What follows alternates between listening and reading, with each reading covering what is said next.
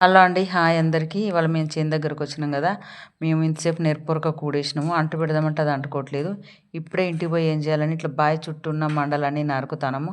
మేము ప్రతి సంవత్సరం ఇట్లా నరుకుతూనే ఉంటాం. మళ్ళా సంవత్సరం వరకు అవి వస్తూనే ఉంటాయి.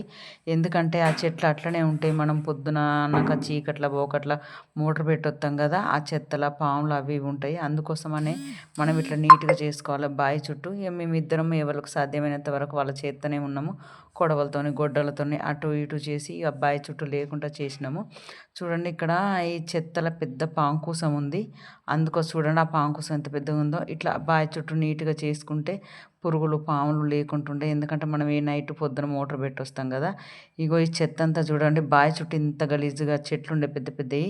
అవన్నీ తీసేత్తే ఇప్పుడు చూడండి బావి చుట్టూ ఎంత నీట్‌గుందో. మనం ఇంటి దగ్గరనే కాదు బావి దగ్గర గూడా చుట్టూ చిలక చుట్టూ, బావుల చుట్టూ ఇట్లా నీట్‌గా చేసుకోవాలి. ఈ వీడియో నచ్చినట్టయితే ఒక లైక్ ఇవ్వండి.